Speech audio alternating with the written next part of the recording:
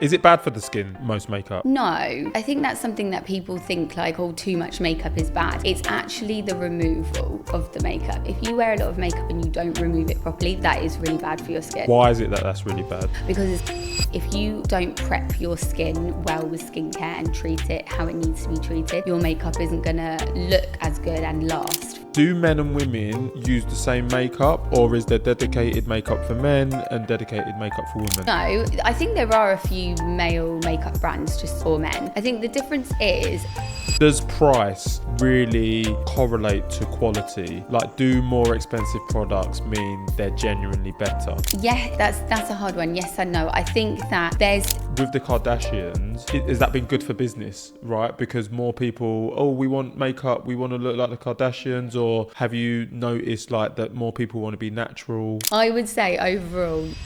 Hi guys, you're about to tune into an incredible conversation I've just had with makeup artist Frankie, where we talk about what it takes to make it in the makeup industry, common misconceptions about the makeup industry, and you know, whether brands like Fenty and Kylie Cosmetics, whether they're actually good for the industry. So yeah, make sure to tune in, and if you're liking what you're seeing, make sure to like, subscribe, comment, share. It does wonders for the pod. All right, thank you. Back to the show.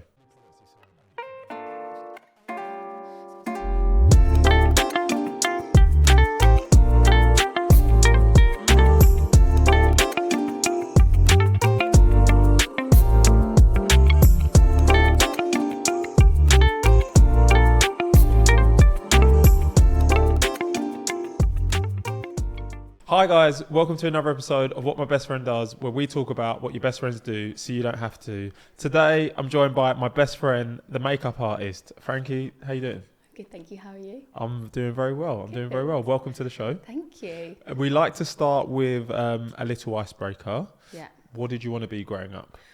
So when I was really little, I really wanted to be a ballet dancer. Okay. Actually. Okay, yeah. Which is funny because I'm actually not a very good dancer. But I just loved, like when I was small, you know, in primary school, I really wanted to be, a ballet dancer. I wanted to wear the pink. I wanted to be in like tutus. Yeah. And that was what I really So you wanted to be a ballet dancer. Yeah. You've ended up as a makeup artist. Yeah. Can you talk me through your journey to this point? Yeah. So did you study at university? Talk me through your first jobs and where you are now. So I didn't go to uni. I didn't actually do any training for this. Okay. I really liked art at school. I loved doing like drawing, and I knew I wanted to do something that was quite like creative and arty, if that makes sense. But I didn't want to be like an artist as in like a painter. Yeah, of course. But I was also really like, I've always been quite a girly girl. I've always been into like hair, makeup and stuff like that. And I actually just thought that it was a good kind of like combination of the two. Like I wanted to do something creative and arty. And I just thought, I think being a makeup artist would just be really fun. So when I left school and everyone was going off to uni, I just didn't want to go to uni, basically. Okay. Yeah. I wanted to go for like the fun experience, but I didn't know what course I wanted to do. Yeah. I was really like, to be honest, I wasn't very motivated at school. I wasn't very driven. I was kind of like probably a little bit immature, and I just was like, I want to go and I just want to work. Yeah. So I went to a place called Space NK, which is like a little boutique. Yeah, I know. So it sells like skincare, makeup and hair stuff. And I basically just got a job there. I did 1 day a week, and I just built up my days, built up my experience. They train you on the job. They train you across all the brands. They have so many brands. It's like a really amazing place. And I was in the shop every day doing makeup on customers, and it's just that was like a great way to build up my experience. So my first question, when it comes to makeup, obviously you've said that you didn't go to university. Yeah. Like, are there any like qualifications that you need to become like a certified makeup artist to like paint people's faces, or is it just you go, you get the experience, and it goes like that? Yes and no. So because I'm doing makeup now and I don't have any qualifications, I'd say, no, you don't have to. Okay. However, I do think it's really useful To have those qualifications. Yeah, I think it's a great way to build up contacts, to build up a network of people, and to build up experience. I think the way that I have done it is probably a bit of a hard, like I've made it quite difficult for myself. Okay. But yeah, I would say you can do, there's so many courses. You can do like you can go to uni and do 3 years of makeup design or makeup for media, hair and makeup. Okay. You can do theatre makeup, you can do just hair, you can do wig making, which is amazing. You can do prosthetics, special effects, all those things. So you can go to uni for that, or there's also loads of makeup schools that specialise in that. So you can do a couple of days course, or you can do like a 9-week course or whatever it is. So yeah, there's loads of avenues to go down. And obviously you've been doing this for a while. Do Yeah. you think that by not having the qualification, maybe it's taken you on like a longer pathway to success? So do you feel like by getting some of these qualifications that you've mentioned, it would streamline your path upwards? Yeah, I think so. I think looking back now, it's really hard, because I think now I'm doing it, I'm like, oh yeah, I probably could have done some courses that would have pushed me to where I am now. But like I said to you, when I was younger, I wasn't that focused. I wasn't that into it. So I think it completely depends on your mindset and how you feel. Okay. I wonder if when I was younger, would I have taken it as seriously? Would I have made the most of those opportunities? But if you know that you're focused and you know it's something you want to do, then yes, I would say that it's really beneficial to do a course. Okay. Sick. And you've mentioned all of the different things you can do there, like wigs, special effects, makeup. You mentioned the fact that you've always, you started at Space NK, you were doing people's makeup in store. Yeah. Is that all you've ever done, or have you tried different disciplines? So I thought about this actually when I went freelance, and I thought what I had always done alongside working in store was also bridal, because that is quite a good way to make money on the weekends, and it's extra, and you have a kit. And so when you say bridal, that's doing makeup for the bride, the bridesmaids. It's the whole wedding shebang. Yeah. Okay. Yeah, really full on. That's a really good way to get some good experience. Okay. So I would call that's bridal makeup, or one-to-one personal makeup. That's really called like beauty makeup. Okay. So I felt like I went down that avenue because I always enjoyed like connecting with people that way. I think you build a relationship with someone because it's so personal, and it's like, what do you want? Like if you do makeup on a shoot with a model that has makeup every day, there's like a vision, and you just do it, you get it done, and they go. Yeah. Whereas when you're doing a bridal makeup, or like a personal makeup for whatever it might be, an event or something, you're building up that relationship, you're making them feel a type of way, if that makes sense. Maybe educating them a little bit on skincare and things that are good specifically for them, for their skin. So I haven't that is the route that I've gone down, and I haven't really gone down like film or theatre or anything, just because I enjoyed doing that, and I just kind of went with it. It makes a lot of sense. I've got so many questions. Yeah.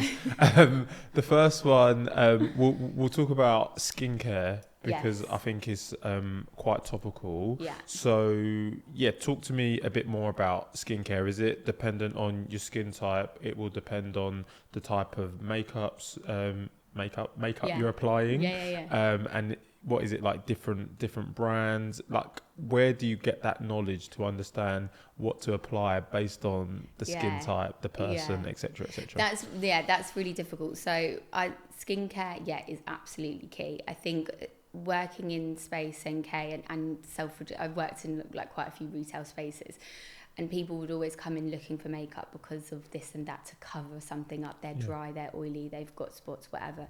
And I'd always say, like, you've got to start at the skincare. Like that's the root of the problem. You've got to treat it first. So yeah, you've got to like identify skin type.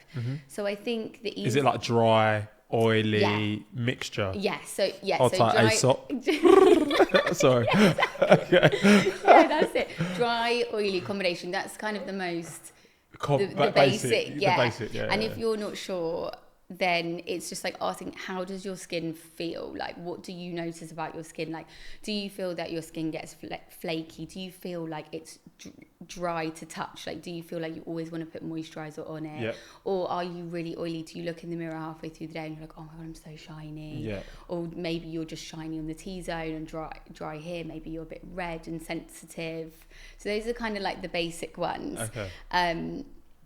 But yeah, I feel like everyone needs more skincare, Okay. like regardless. I feel like everyone's slightly dehydrated because we don't drink enough water and we live in aircon or heater, heat, like artificial heating. air. Yeah, exactly. So then that really dries out our skin. So yeah, it's absolutely key, because I think if you don't prep your skin well with skincare and treat it how it needs to be treated, your makeup isn't gonna look as good and last for as long.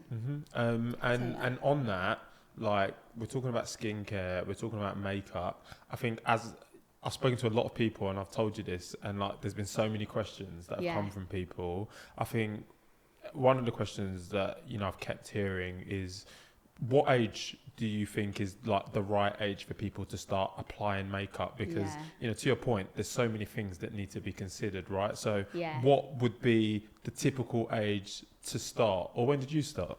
Yeah, that's a really difficult one. So I probably started putting on makeup probably like 14. Okay. I think that's probably the average age. I think it also depends like where you went to school. If you went to like a mixed school, like I went to an all-girls school, so I feel like I didn't really care so much, but I also had 2 older sisters, so they had there was a lot of makeup around, so I would always watch them do theirs. I'd always want to like get involved and put theirs on. So yeah, I was about 14. I think, to be honest, is there an age that's too young? And the reason I ask that is because I've got nieces, and like my 4-year-old niece, bless her, like she's literally turning 5 next week, and she's like, Uncle, can I have a makeup set? I'm like, whoa. Yeah, do you know what? That's really funny you say that, because I have a 4-year-old niece and she's obsessed with it as well. She's always like grabbing makeup brushes and wanting to put stuff on her skin. I think, I think if you can like play around, just like play makeup, then that's fine, and you wash it off and it's all good at that young age. Is it bad for the skin, most makeup? No. Okay. I think that's something that people think like, oh, too much makeup is bad. It's actually the removal of the makeup. If you wear a lot of makeup and you don't remove it properly, then that is really bad for your skin. Why is it that that's really bad? Because it's going to clog up all your pores. Okay, and then the clogging up of pores, does that cause like spots and stuff? Yes, so blackheads. Okay, you carry on blackheads, Okay. Blackheads, congestion, uneven skin tone, maybe dullness. Maybe if you're particularly dry or shiny, it will like exacerbate whatever your sort of issue is. So it's not necessarily that heavy makeup is the problem. It's if you don't remove it properly and then treat your skin after. You've got to remove it, do a double cleanse. What's a double cleanse? Is that you wash your face once and then you wash it again? Is that what it is? Basically. I know way too much about this stuff, don't I? Okay. It's basically so the first cleanse is to remove makeup. So you want to have like a flannel or a cloth or even like makeup pads or something to physically take the makeup off. So when you wash your face, you can see the makeup that's on the flannel or whatever. And then the second cleanse is like a treatment cleanse. So again, depending on what you are, like I'm really dry, so I always use oil cleansers because I feel like they don't strip my skin too much. They don't take away too much of my natural skin barrier that I have. So double cleansing and then lots of serums and moisturizers. I feel like I'm getting like a free consultation, which is amazing. The reason I know so much is because the people at Aesop, when I walk past them, they're giving me these consultations. I'm like, damn, all right, Aesop's maybe really maybe I do need a little something. And basically, why am I talking about this? A lot of people maybe they don't have the education. Yeah. So for people who want to understand more about their skin types and maybe the makeup that is best for them, where would they go to get the resources? I think there's so many good brands out there now that offer things like this, and I know that it can be really intimidating because there are so many brands, there's so many products, there's so many ingredients. Like you might read something and be like, what is that? Like even though you're reading it and it says these words, you're like, I still don't know what it does. So I think first of all, like going into stores, I think people are really like well educated, and as in the people who work in the shop are really well educated. That's what they're there for. If you feel like I'm starting, you know, I don't know anything about it, can I have a basic routine? I feel like there's a lot of help out there. But also on the internet, like I always watch a lot of like YouTube videos and Instagram. There's so much on Instagram and TikTok and all of that. So and you do your own stuff as well to help educate people, don't you? I try to. plug. We'll save that for the end. You got to watch to the end to get the real plug. Okay, so you can educate yourself on store, in store, online, and there's resources everywhere. Okay, that's it. Where do I want to go from there? So, you know, this is a podcast where we talk about careers, and you mentioned the fact that obviously you started at Space NK, you've held positions at other retail stores. My first question is, how did you go about like obtaining the jobs in the retail stores? Is it like you hand in a CV and an interview process? Is it, I know from talking to you know, like creatives and stuff, they have a portfolio. Maybe now as a freelancer you have a portfolio. Have you always had a portfolio? I suppose is the question. And is that what you share when you're going for these retail jobs? So for retail, it kind of depends what level you want to go into. So initially, no, I didn't have a portfolio. When I first started, it's just interview, CV, kind of quite standard. Obviously, you have to have like a basic interest. And understanding exactly that. But no, you don't need anything specific. I think that's a great way to get in the door. If you didn't want to do a course or whatever, then that's a great way to get a job, and you learn so much in that type of job. But yeah, as the years have gone on and the different jobs I've done in the more freelance, like now, yes, I have a portfolio. So I actually have a website, and I have my portfolio on my website because I think back in the day you needed like a physical portfolio to take around. But now everything's online, so that is much easier. So you wanna just going back to I'm just thinking about the in-store and like people who apply. You mentioned that there are different levels. What are the different levels in store that people can like go in for? So I think you can be just kind of like within Space NK and department stores that I've worked in, you can be a makeup art, like a specialist. So what would happen is if people are coming in and booking appointments, so customers want a skincare consultation, like you were saying, maybe you want to buy something new and you don't know where to start, you can actually book in like 30 minutes with someone, and they would be a brand specialist, a skincare specialist, or if you wanted a makeup lesson, a makeup specialist. So within these stores they usually have actual specific roles, and you might need to actually call up and say like, can I come in next week? And they'll look at the road to see who's in to you know, put the best person up for with you. So yeah, there's that, and then so there's the makeup roles, but then there's obviously it's a shop, so then there's like the assistant manager, the manager, the this and the that. So it kind of depends which way you want to go in retail, because you can go up and climb the retail chain and be an area manager. You could go up and be a beauty buyer in head office, which is like, it sounds really cool. But I worked in retail for like nearly 10 years, so for a point I was thinking, oh, should I go down that route, should I go into head office? But I really liked doing the makeup, I really wanted to like physically do the job, so that's why I always wanted to stay doing makeup and be freelance. And I think that takes us nicely into the fact that in retail for 10 years, like you said, Yeah. and then you've made this transition into freelance, which Yeah. is where you're essentially your own boss, Yeah. and you're invoicing people. Yeah. Can you just, for the listener who maybe there's a makeup artist in store and they want to go out alone, or maybe there's just people who want to start their own makeup business, Yeah. what were the key considerations for you that you're like, yeah, I'm gonna go alone here and start my own business? So it happened. So it's kind of a long story. Yeah, we got time. Like, there's so much to say. So I was in retail for 10 years, and when COVID hit, I worked for a brand called NARS. So I still worked in store, but I worked specifically for this brand, and we did like events and product launches and customer consultations and things like that. And then when COVID hit, obviously everything closed. Yeah. So we weren't in store anymore. And then the company was really good, actually, and we got paid for a while without going into work. And then we all got made redundant. Yeah. So then I was like, I've always thought about going freelance, but I've never done it. I always did a bit of bridal on the weekends. I always did a little bit extra, but I never really committed to it. And I just decided that I wanted a bit of a change. It was the same. So COVID was the same year that I turned 30. And I looked back and I was like, oh my God, what have I been doing for 10 years? You reflect a bit, don't you, when you have like a significant birthday? You're like, wow, 10 years, okay. And like, I've learned so much, met so many people. It was great. But I was like, I want to do something different. Like, I want to now really push it into the next 10 years and reflect back, and it be a lot different to that. So that was my thought process, and that's why I was like, right, I'm going to go for it.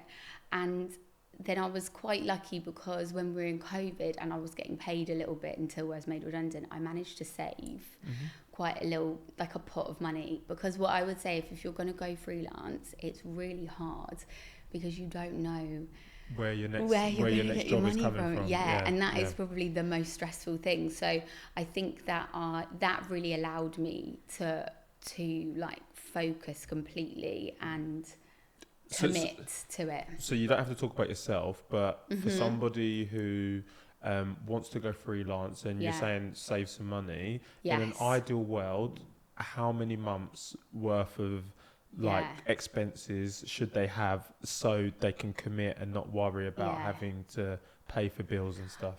I would say 6 months. Okay, there you go. You heard it here first. 6 months worth of savings, and then you can go for it and you don't have to worry. So that completely makes sense, by the way.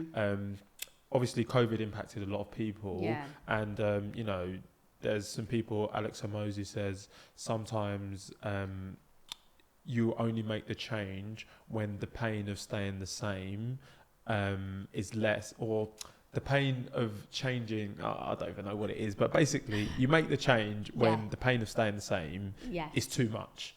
And I think with COVID and everything, you had to make that change, and you've adapted.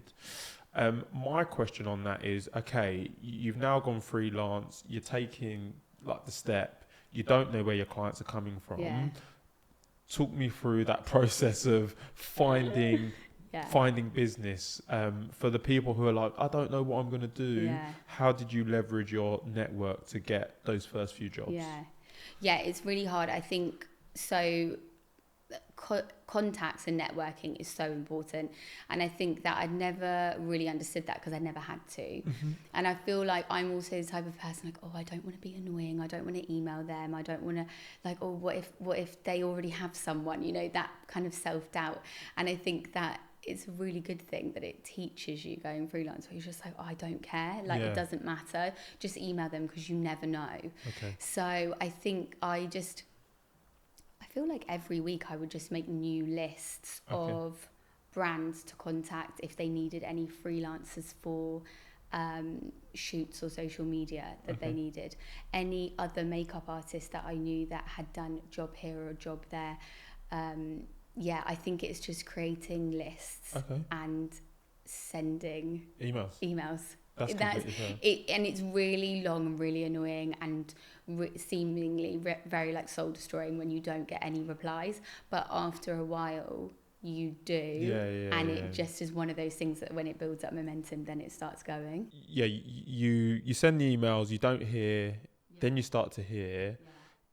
From your standpoint, like, did you know how to price fairly when you first started? Like, how do you make sure that you're valued in the right way, and that because you're new to it, people don't take the mick and get you to do it for free? Yeah, that's really difficult actually to know, because sometimes maybe you have to do something for free just to show. Okay, so maybe you do. So there's a little bit of that where you just, maybe your travel is paid. Okay. And nothing, and you're not paid for the day, but you might be assisting someone really amazing, as in another makeup artist. You might assist another makeup artist, because that's a really great way of getting into jobs. Okay. Or you might be working with a really great team. I think sometimes you just have to say yes, because a little bit of money is better than nothing. Okay. But you have to weigh it up to who could I meet. What kind of contact could I make? Could it be a regular client? And could it be regular work? Like, you have to weigh up sometimes the costing and those things too. 100%. Or, you know, one thing I did, I joined an agency as well. That's really good. So an agency finds you work, but they'll also take a little percentage. But my thought process is like, I'd rather be working 5 days a week with a little bit of percentage off than 1 day a week. Yeah, with nothing. Yeah. And you mentioned that assisting makeup artists is a good way of getting into it. Yes. For the listener, like, talk me through what an assistant to a makeup artist does, and how you go about getting those opportunities. Assisting is definitely a really good way to do it, because you get to physically be on a set or whatever job it might be, and you get to really see how it works. So, like, as an assistant, sorry to jump in there, I'm like thinking, like, what is that? It's like, I don't know, somebody's like cooking and they're like, or no, a surgeon is operating and like, pass me this, pass me that. Is it like that? But they're doing makeup, like, pass me this brush, it's pass me actually this. You're not far off. Okay. So I should have said that first. So as an assistant, you will be kind of organising a kit. Okay. You would be washing brushes, passing things over, and you know exactly that. I need this. I need that. I need a hairbrush. I need that. Making content, like filming behind the scenes. Well, and then, so if you were on a shoot, this is usually what happens. You need a makeup assistant on a busy shoot. So it might be a campaign shoot for a makeup brand. And they'll have like 3 models, and the models will have 3 looks throughout the day. So you might have to have a schedule. So as an assistant, you'd want to like maybe print off the schedule, put it up on the mirror, know who we're doing at what time, who needs to go out to the photographer. Then there might be another model in the chair. So as an assistant, you would go out into the set, make sure that everyone's happy. Or you would, it would vary, but it depends who you work with. Because different artists would want you to do different things, but I've assisted, and that's kind of the role that I've done, is like organising, making sure things are running on time. And then maybe if there was a bit of like overlapping of time, I would finish, you know, the makeup artist would do the full face, and maybe I would just finish off the lip, do you know what I mean? Or I would just finish, you know, just powder the face so there's no shine. It would be those little finishing touches. So yeah, that's what an assistant does, and it's really good because you're really thrown in, and then it's just non-stop. And you get to see how a shoot works, and you get to see the photographer and the model and the client, and like really watch and observe the makeup artist and see how they work, how they do it, what they have in their kit even. Like, that's a really good thing. I always think that when you work with other artists, you see things and you're like, oh, I've seen that product. Is it good? I haven't bought it yet. It's amazing. When you watch how they do things, maybe there's something that you feel like you really struggle with, like liquid liner, or I can never get brows right, and you watch someone do it and you're like, oh my gosh, that's such a good technique or little things. Yeah, I get it's that. really good. So you're learning kind of through the process of assimilation and just being there and like seeing how people work. Yeah. Talking about products, Yes. right? Like, do products matter? So I asked that because, I've mentioned the fact that so many people, they were like, ask this, ask that. Yeah. I think one of the questions that, people really wanted to understand, does price really correlate to quality? Yeah. Like, do more expensive products mean they're genuinely better? Yes. Yeah, that's a hard one. Yes and no. I think that there's kind of, I suppose, I'd say 3 levels. There's kind of like quite basic and kind of cheap. There's the mid-range, and then there's like crazy expensive. Can you give me some examples from each range? So for foundations, I suppose, like you could buy a £7 foundation, you could buy a £30 to £40 foundation, or you could buy a £120 foundation. Okay. And when I'm okay, and on that, like, when I think makeup, I think MAC Cosmetics. Yeah. I think what's it? Kylie Cosmetics. Yeah. I'm thinking, is it Rihanna's got Fenty? Yeah, Fenty. Yeah. Where do they fall? Are they cheap, expensive, medium? I would say they're all medium. Okay. They're all medium price. Yeah, I feel like you don't have a lot of very, very expensive brands, but you can find them, and I think people become a bit obsessed with them because they think it's better. It's really hard. I think yes, in terms of longevity and the finish, yes, it matters. As in, it lasts longer? Yeah. Okay. As it on the skin. So I would say you're fine with mid-range. Okay. I think that's good. I think it does matter to a point, and also, but it depends on what skin type you have, and it depends how you wear your makeup and how long you wear it and all these things. Okay. So it's more... If you only need to wear it for an hour, you could wear a little cheap one because you don't need it to last for that long. Yeah. Whereas if it's for a full day, Yeah. you're going to need something with a little bit more finish, Yes, as you said. exactly. Okay. Yeah. I'm learning so much. Okay. And putting you on the spot, like, what are some of the go-to brands that you use for yourself and for your clients? Yeah. Okay, so Fenty's a great one. I love Fenty. The colours, the shade range, the pigment, the packaging, amazing, love it. And she does so many good tutorials on her Instagram. I love NARS because I used to work with them and they're great. I would say, what's my favourite? Kevin Aquan is my favourite. Okay.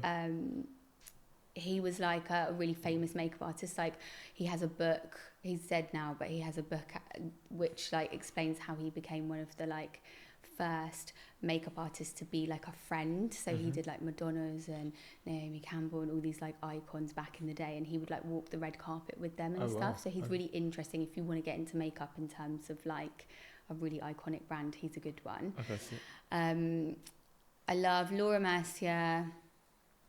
I love Hourglass.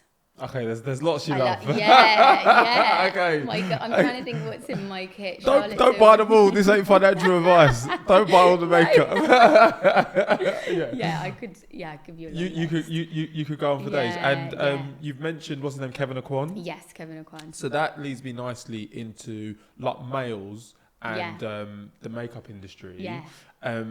Do men and women use the same makeup, or is there dedicated makeup for men and dedicated makeup for women? That's my first question. Yeah. So no, I think there are a few male makeup brands just for men. I think the difference is men usually have thicker and oilier skin. Yep.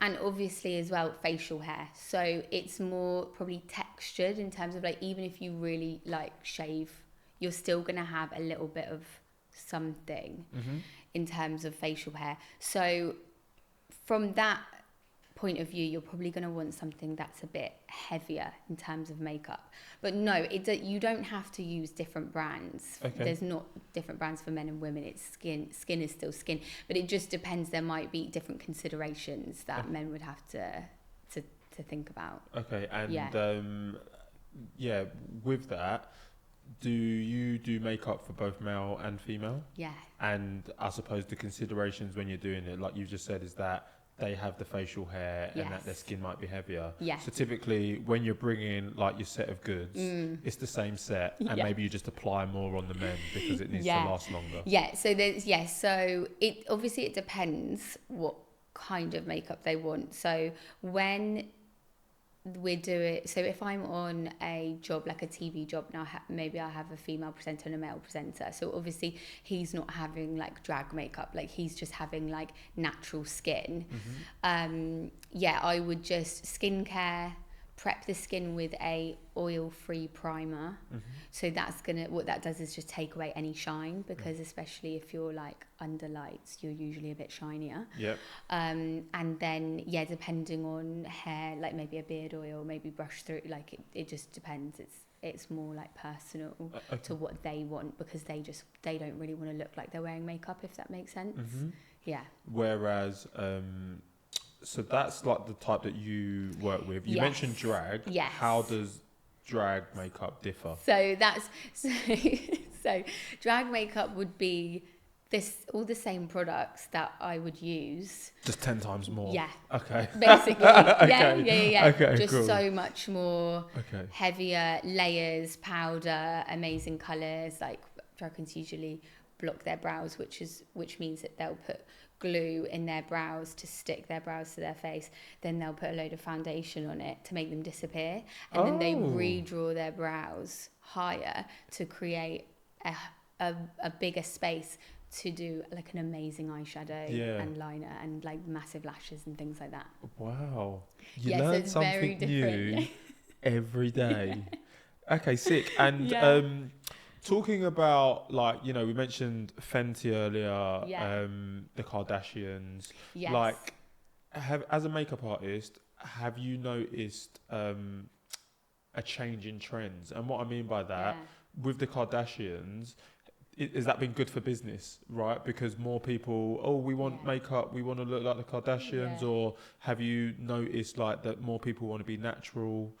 I think it depends on the type of person you are, because some people really want to like rebel against it. You know, if you like hate the Kardashians, you don't want to be anything like them. But I would say overall, yes, people love it. I love the Kardashians. Okay. I love their makeup. I think I think most of them, no, it's only Kim and Kylie that have their own brands. They're good. I've used some of their products. It's really good stuff. It works. And I feel like, people want to look like them. They want to do the trends that they're doing.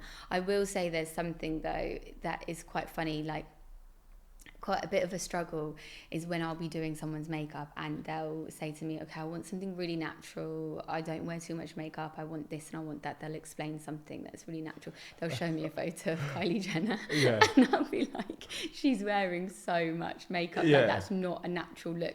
So I think that they give an impression that like that's normal everyday makeup to people, when it's not. It's so much, and they have a team of glam that come to their house like every day to make them look like that.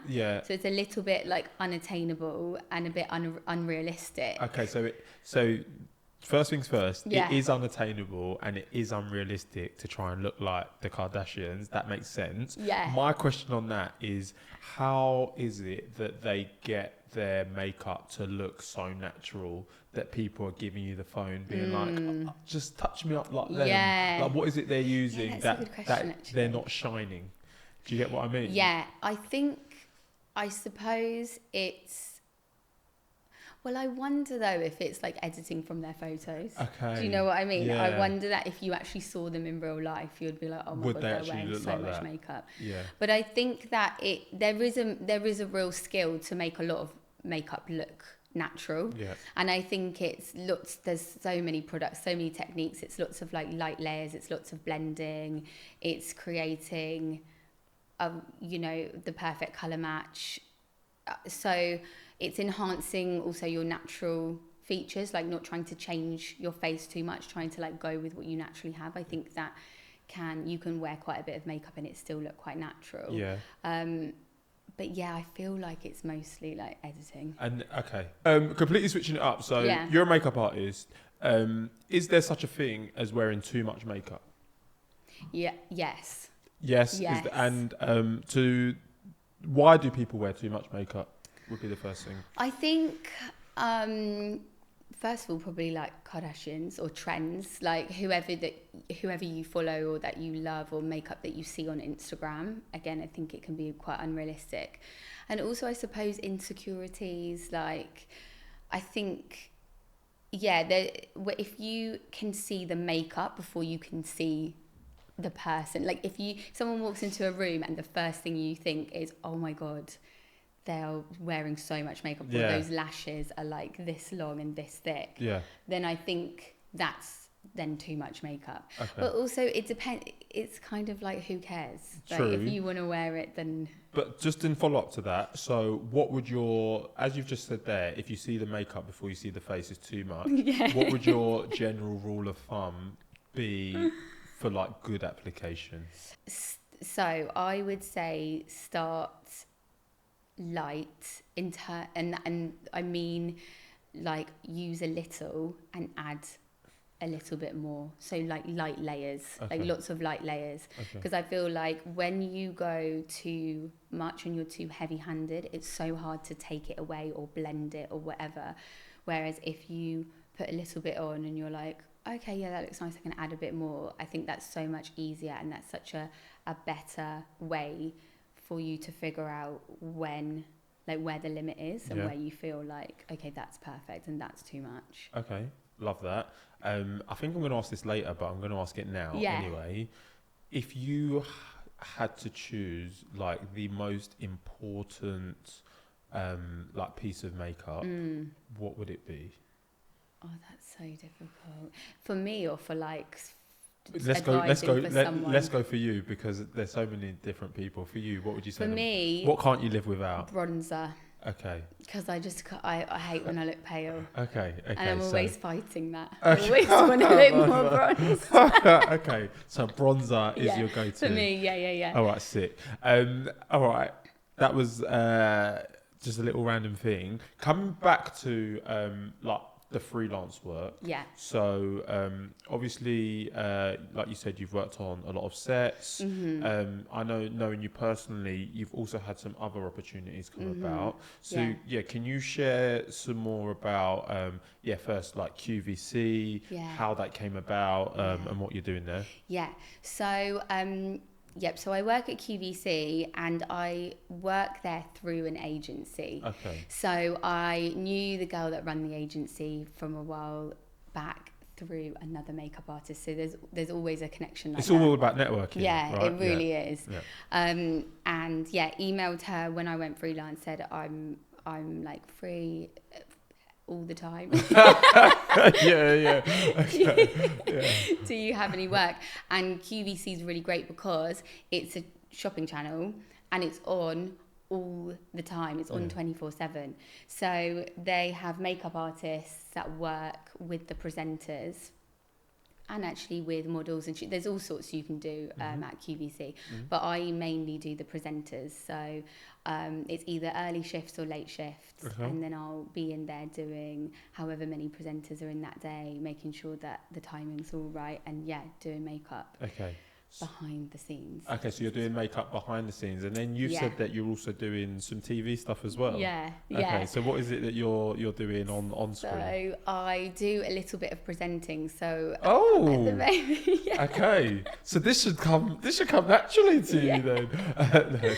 So I've been selling a hair curler. So I've given like 8 minutes. And I'll work with the presenter. So it's nice actually, because it's like a conversation. It's just like this, and I'll be like, they'll say, why is this good? And I'll just explain how it works. Maybe you'll do a demo.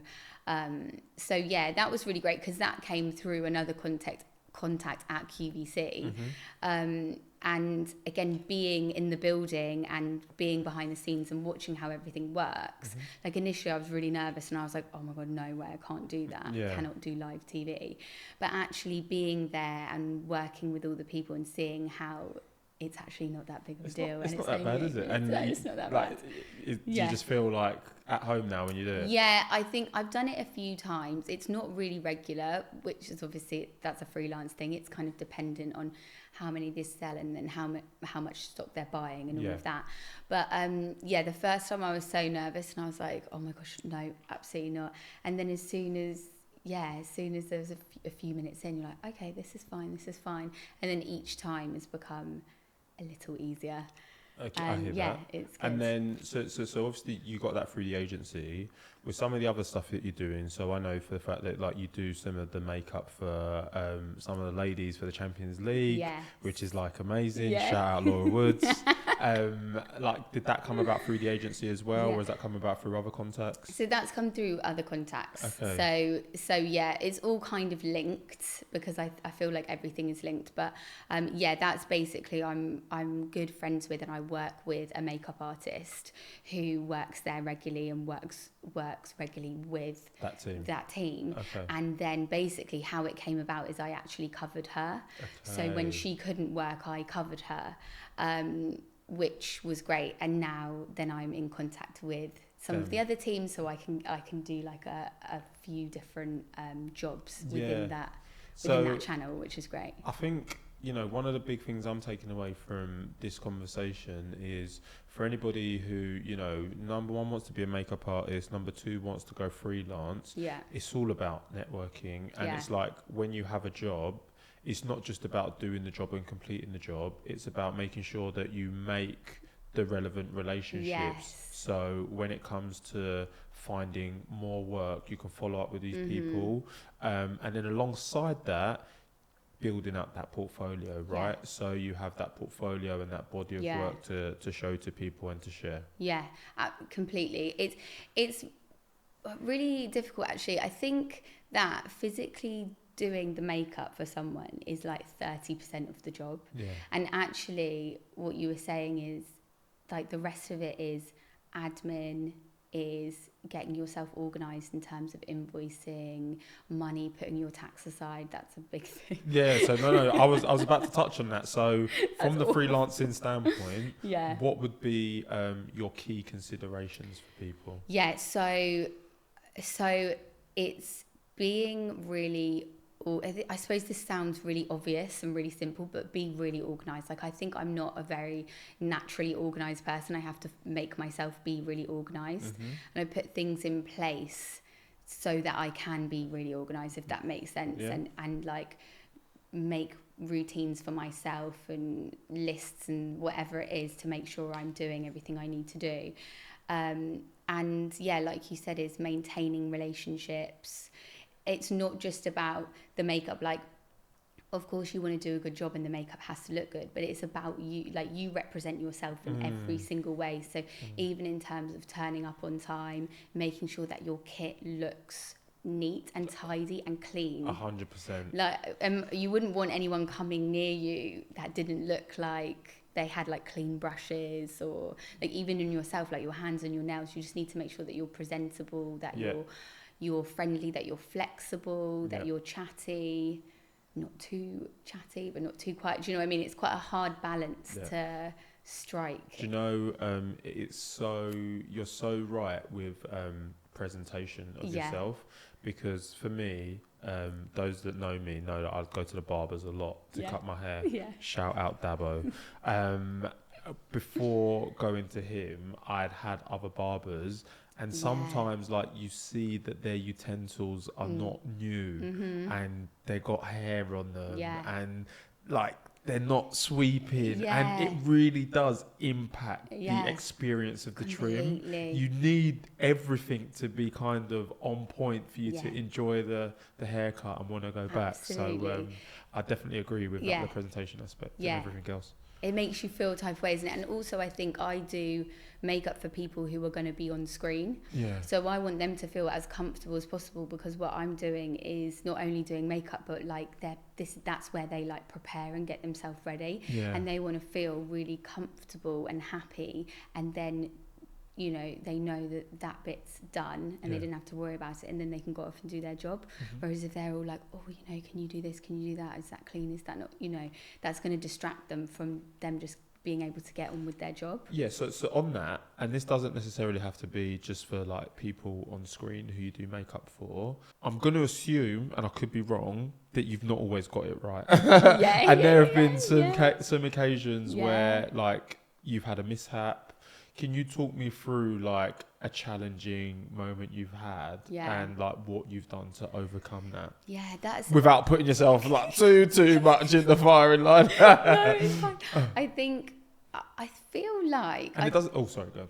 Well, I was going to say, I don't know if other makeup artists would feel like this as well, but I feel like there's always a point where you're like halfway through and I'm like, this doesn't look good. And I'm always like, oh my God. But I think it's because it's like, I usually start with eyes, and I think if you have one or the other, if you have a load of eye makeup on and nothing on the skin, it always looks a bit weird. Or the other way around, if you've got loads of skin makeup and like nothing on the eyes. So I think that, yeah, there's definitely been times where I'm just thinking, oh my God, I don't think this is going to go right. This looks really weird. And then slowly, as the look finishes, you're like, oh, okay, that was fine. Why was I even worried? But yeah, I've definitely had it's always a smoky eye. It's always a smoky eye where I feel like people were like, yeah, we want it really like dark and smoky, and then you do it and they're just like, oh, not like that. You're like, oh my God. So to be honest, you just have to stay really calm and go, no problem, we can change it. It's only makeup. You know, it's not, yes, of course you want it to be right and it is a big deal, but it's also not, like, can easily be changed. You can just take it off. Like, I know sometimes that's quite nerve-wracking, and also if you're like under time pressure, that's not ideal. Yeah. But you can do. You can do it. I think I used to do that, and now what I do is to manage the client's expectations. I do a little bit, I show them in the mirror. What do you think about that? Do you like that? Because there's no point in really going for it and then them looking and going, no, that's not what I wanted. Yeah. So show them bit by bit, show them as you go along, and then they can go, yeah, I love that colour more. Or they can go, oh, actually, that's not quite right. Can we change it? And then you can change it before it's too late and you have to take it all off. Okay, and this might sound like a silly question. Is the client always right? What I mean by that, like, do they sometimes want that smoky eye and you're like, maybe you don't need that smoky eye? Like, how do you balance, like, providing your professional opinion and just doing what the client wants? Yeah, that's hard. I think that's really dependent on your relationship with the client. If I'm doing someone like a presenter who I know really well, we can talk about that, we can build up on that, and I can say, actually, shall we try this today? Or I'm not sure that looks so good. Or you can, you know, if they're on TV, you can review the work and you can talk about it, you can build that relationship with them and say, I think this would look better on you, or whatever. If you're doing someone like a bridesmaid, or bride's different because you work through what they want. I'll do a trial with a bride before the day, so that's different. But if you're doing someone where you're just gonna do their makeup for like that one day, I think ultimately you just do what they want because they're paying for it, they're there, they're in the moment, that's what they want. So yeah. And on that, like, bride, can you talk me through the process of doing makeup for a bride? So you've mentioned the fact that you do like a trial day. Yeah. What does the process look like? So yeah, always a trial, because I think it's so personal. It's such a big deal. It's their wedding day. They're going to look like that for the rest, you know, in all their photos and stuff. So always a trial, because again, I think some people, especially if they don't wear a lot of makeup, they might want to like look like a Kardashian, but actually when you do it, they're like, no, that's not what I want. Yeah. So it's like that. So trials are a couple of hours, and you can say this eye or this eye, the colourings or blusher or whatever it is. It's a really good time to figure it out, and then you take photos, write everything down, and then the bride is happy, hopefully, and then and then you'll talk to them. So I'll probably do the trial like a month before the wedding, and then in that time, is that the first time you're meeting them? Yeah, mostly, yeah. And would they have had to have paid for your services for you to do that trial, Yeah. or is the trial free? So the trial is a separate cost. Okay. And then they can figure yeah. Show me the money. Okay. And then they can figure out. I mean, thankfully, I've never had anyone say after the trial no, but Okay. that is an option. You Yeah. don't have to go with the makeup artist. Maybe Okay. you really didn't like it, you know. Okay. So the trial was separate, and then you would get into contact with them about bridesmaids, like how many people want their makeup done, basically. And on that, how many people want their makeup done? Yeah. I need to talk about the price. Yeah. Like, do you charge it? Okay, so if you do 5 people, it's £50, it's £250. If you do 10 people, it's £40, £400, or is it just £50? No, yeah. Every person, the price is the price.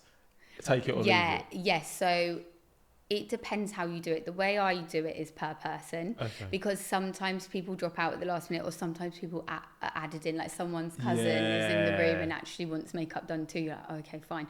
So you add it. Some makeup artists I know, they do it kind of as a day rate. Okay. So they'll say, I'll be here for this many hours and that costs me this much. Yeah. And if I go over the hours, then it's More. But I feel like it all evens out. Yeah, To be honest, yeah, it's yeah. all kind of the same.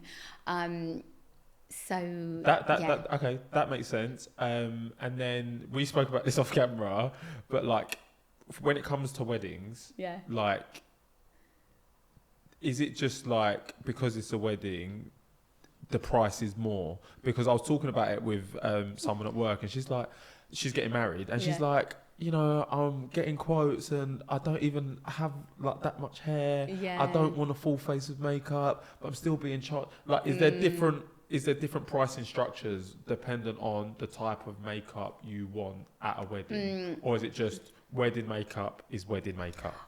No, I don't think that, because lots of different artists charge different things. Okay. But there is that thing where you get what you pay for. Yeah. And I know that some people might feel like it's a bit pricey. And I think there probably is a little bit of like, okay, it's a wedding, like you can charge a bit more because people want it, they're going to pay for it, kind of thing. But I think it does very much depend. Like there's not like a set wedding price. Okay. I don't think. Like I have done a lot of research and looked on lots of people's like other websites, or chatted to other people in the industry or other friends, and I feel like it's really hard because you want to price yourself in the middle where you feel like it's gonna be worth it, but you don't want to overprice because you don't want someone to Just say no. Yeah. But if you feel like you can get more, then you want to charge a bit more. Yeah. So it's hard. So yeah, I'd probably overall there is a bit of a. Okay, so there is a bit, tax. and I think what you're saying is like, to my friend, you've got to do the research, and maybe they'll be like the right person for you. Yeah, definitely. Okay, so Yeah. another question I wanted to ask about, we're kind of moving away from that, is like makeup as you get older, and like as you kind of evolve. Obviously, makeup that you wear at 18, it might differ to makeup that you wear at 25, and then makeup that you wear at 30, 35. Yeah. Like, what is your advice to people on like the application of makeup through the years? How should it change? Should it change? Yeah, that's a good question, actually. I think that the main thing is, as you get older, you want to consider how your skin's changing, because your skin might change. Like, so also specifically for women, your skin really changes when you get pregnant and when you have babies as well. Like, you can get really dry, you can have real like hormonal acne, like lots of issues there. So, but that's something I feel like everything comes down to skincare. Okay. I feel like it's treating your skin in the right way, and then the makeup's going to look great. Yep. I wouldn't necessarily say you should wear less as you get older, because I think it's like personal preference. But I do feel like the thing at the moment is like glowy, natural skin. Like, you want skin to look like skin. You can still wear makeup, but you still want it to look like you're not covered and caked in makeup. Yeah, okay. So yeah, considerations would be Skin first. skincare always. Understand how your age is like changing. impacting your skin, and then once you understand your skin type, you can remediate it that way. Exactly. Give me a job. I'm about to stop. Let me start doing the makeup. You could be my assistant. Do you know what I mean? Just make sure that money's right. You get me? No, okay. That was sick. I got a couple of questions. So first one, to anybody who's looking to get into the makeup industry, like what would your key piece of advice be for them? So if you're starting off, I suppose it's like we've already touched on, the contacts and just persevering with people that you know, and just trying to, I suppose just being really open as well to any jobs that come along. Like, I know it can be hard sometimes if you feel like you're getting offered a job that maybe you don't quite want. It's not maybe the right field or something like that, but actually I think a job's a job at that point, and if you're trying to get started, it's about gaining as much experience as possible, gaining contact, as many contacts in those different kind of areas as possible. So yeah, I would say contacts are everything. And yeah, if you're going freelance, just perseverance and pushing. And then, I suppose just to piggyback on that, like going freelance. Yeah. If you're looking, like if you're in the industry, you're listening to this, you want to take yourself like to the next level. What would your advice be in that way? Like, how can somebody take it from a level 5 to a level 10? So in terms of like how many jobs you're getting, or in any way, like maybe they want to become a better makeup artist, maybe they want more work, maybe they want to work with more glamorous people, like in any way, what would your advice be? I think so. So if you start from the basic, you've got to get your kit right. Like the kit needs to be immaculate. It needs to have everything you could possibly think of. My suitcase is so enormous, like it's like people will always ask me where I'm going on holiday, like it's so big.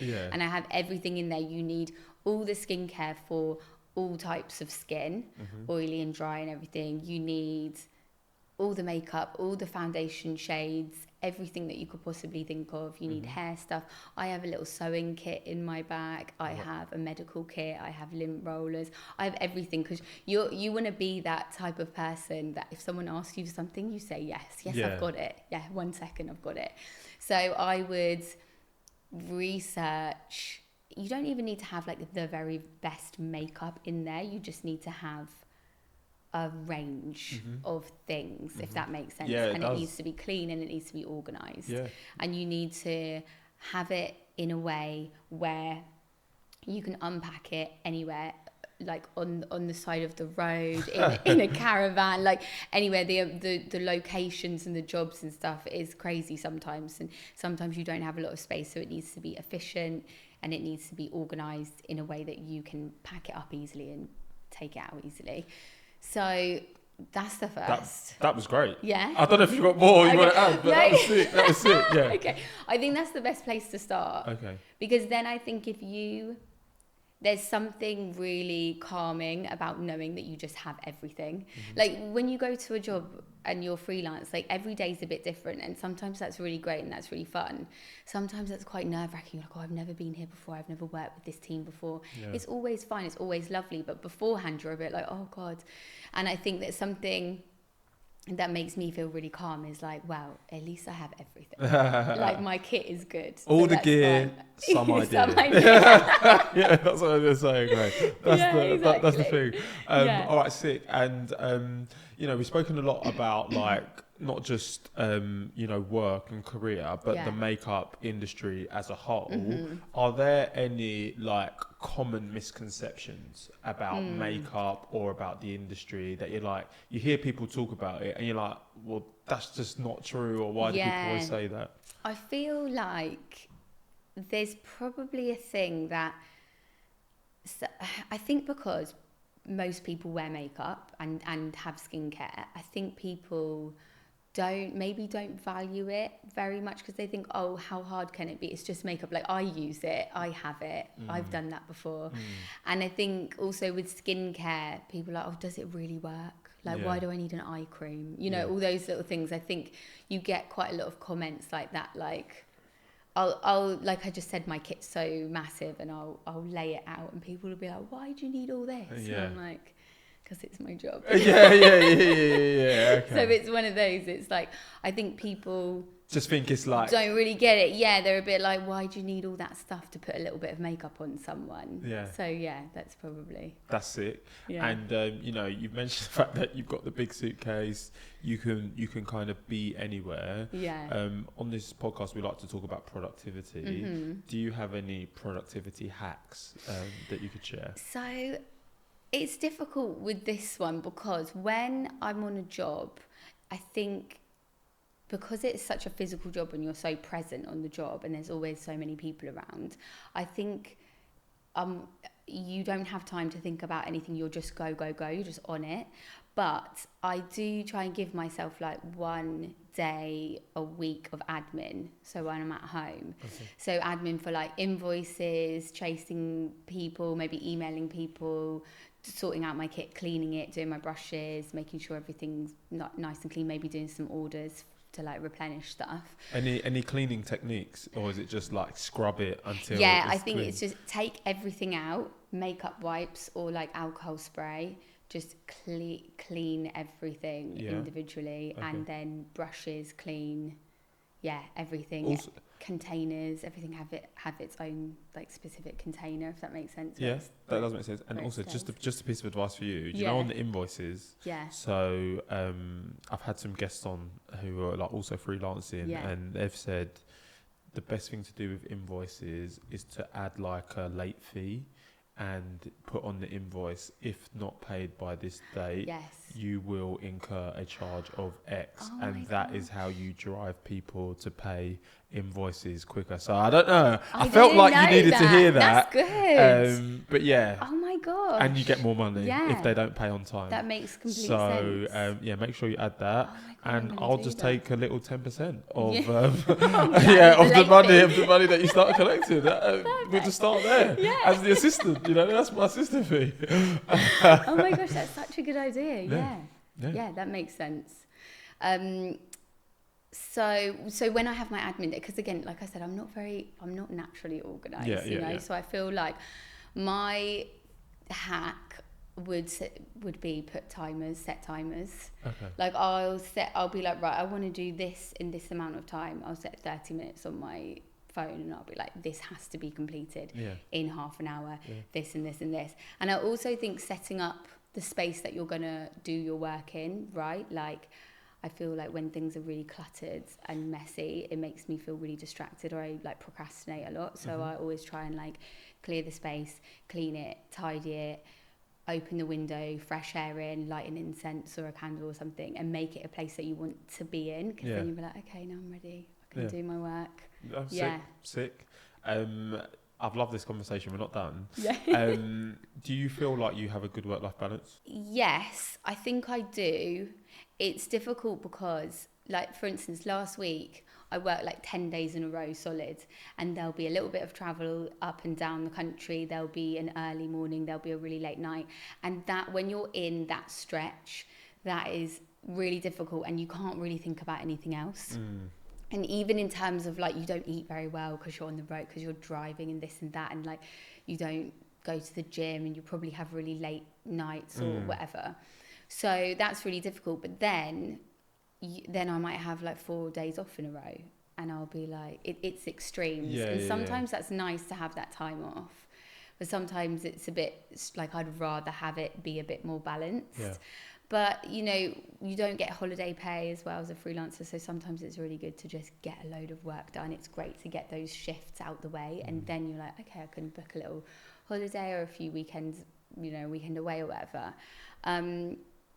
But yeah, I think it's hard as a freelancer or if you run a business or whatever, because even in your downtime, I feel like you're always trying to think of something to do to benefit your business. Like I'm always thinking, oh, should I contact that person? Probably should go and do this. I probably should do some Instagram stuff. Like there's always something that you could do to push your business. Yeah, and you know, talking about Instagram, there, like how good has Instagram been for your business? And what would be your key tips for anybody who's trying to like build their brand on Instagram?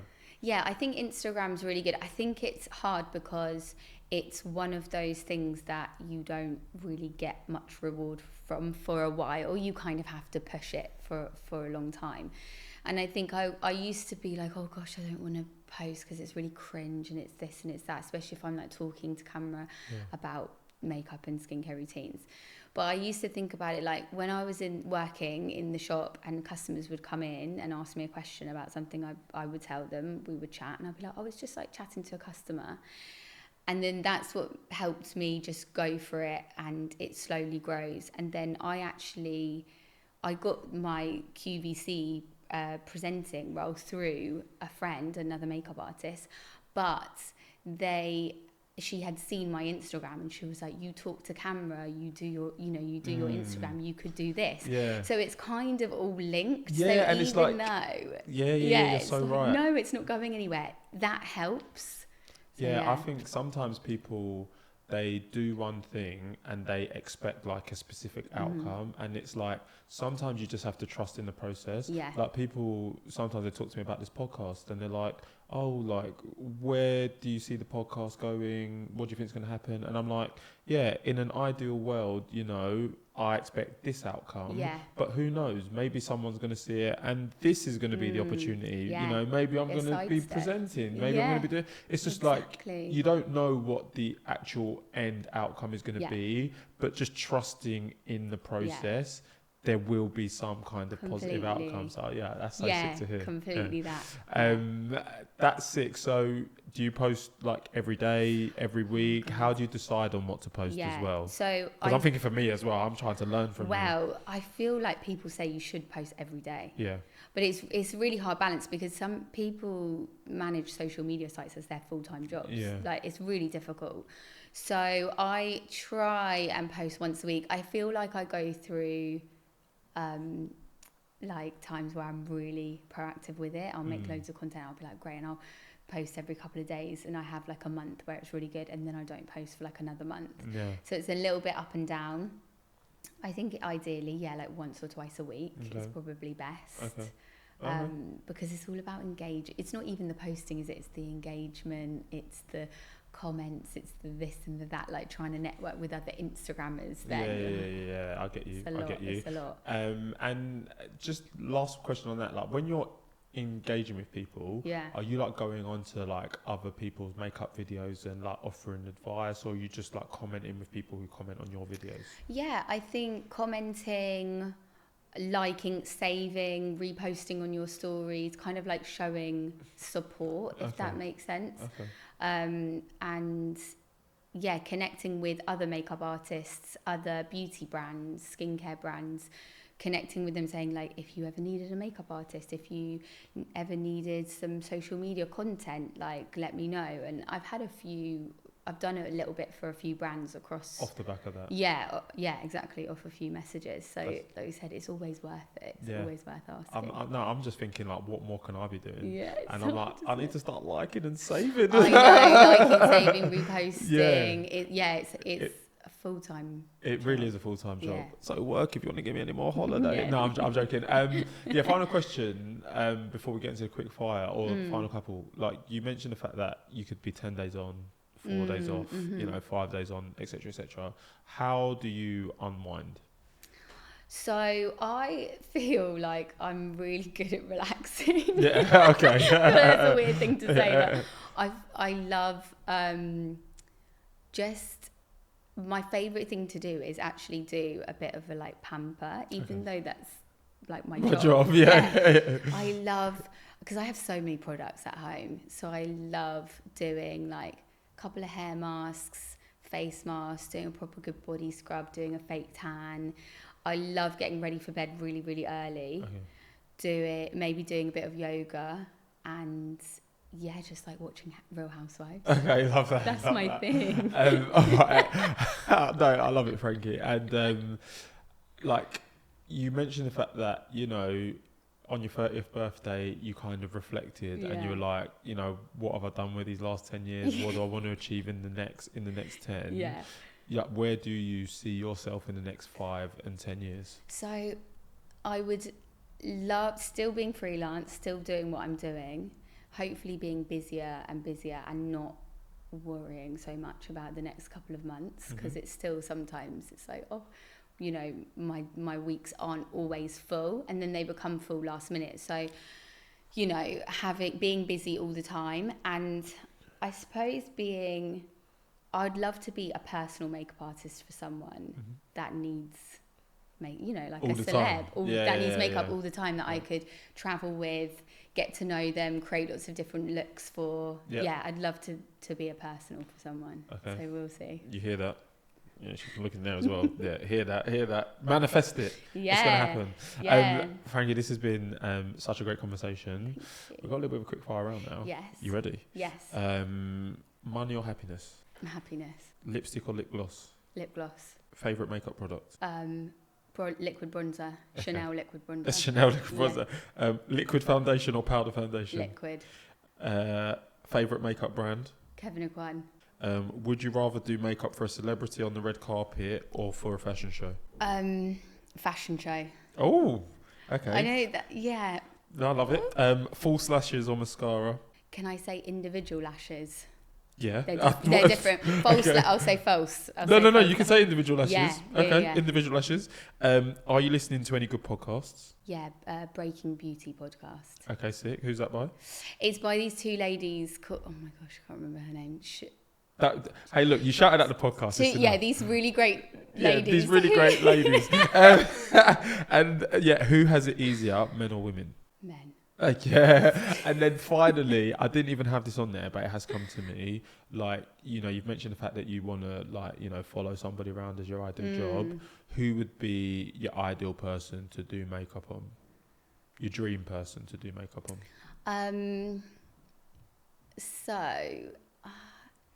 This is going to sound, I feel like this will sound like a bit of a weird one, but I really want to do Rochelle Humes' makeup. Okay. Rochelle? Yeah.